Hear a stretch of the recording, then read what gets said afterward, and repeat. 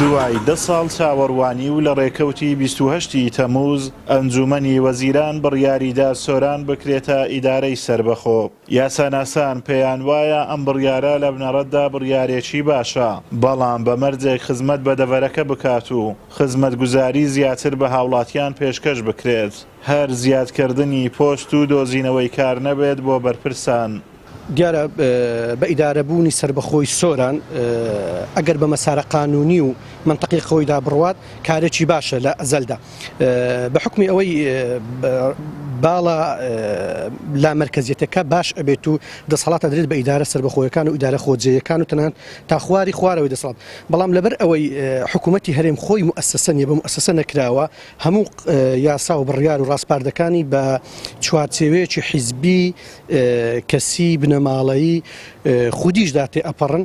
بۆیە من هیچ گەشتبی نیمە بە ئیدارێکی سەربەخۆ بتوانین کە خزمەتی ئەو خاکە، خزمەتی ئەو وڵاتە، خۆ خزمەتی ئەم منتیقە و ئەو دەڤەرەیە بکە.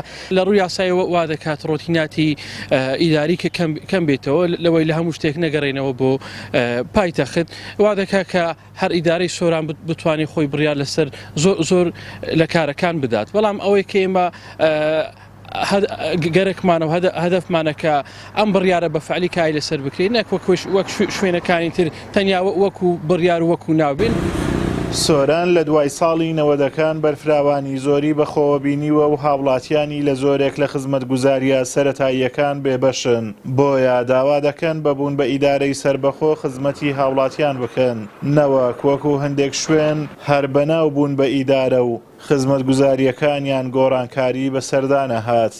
هیوادارین ئەو بە ئیدارە بوونە لە ڕووی خزمەتگوزاری و لە ڕووی خزمەتکردنی خەڵک و لە ڕووی کاراسانیکردن لە دام دەستگاکان و لە ڕووی سڵاحیاتدان و خەرجکردنی بودجێشی تایبەت بەو شارە حکوومەت بەکردەی پشتیوانی و پاڵپشتی لێ بکات، نەبیتە تەنها ناو. ئەومن دەبینی لە سۆراندا سۆران شارێکی وێران و بێ خزمەتگوزاریە لە زۆر کەم و کوڕی هەیە لە زۆرەوە.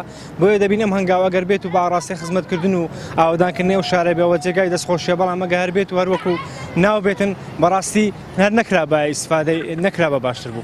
بەڵام هیوادارین لەگەڵ ئەوەشدا ئەم هەنگاوی حکوومەتی هەرێمی کوردستان ببێتە مای ئاوەڕێدانەوەی زیاتری سۆران و هەریەک لە شارۆچکەکانی سۆران و ڕەواندز و چۆمان و مێرگەسوور ئیدارەی سەربەخۆی سۆران پێکدێن و لە ڕووی کارجێڕیەوە سەر بە پارێزگای هەولێرە و دەکەوێتە دووری 110 کیلۆمەتر لە باکووری ڕۆژهەڵاتی شاری هەولێر. ئازاد ئۆمەراوەی کەناڵی ئاسمانی پەیام، قەزای سۆران.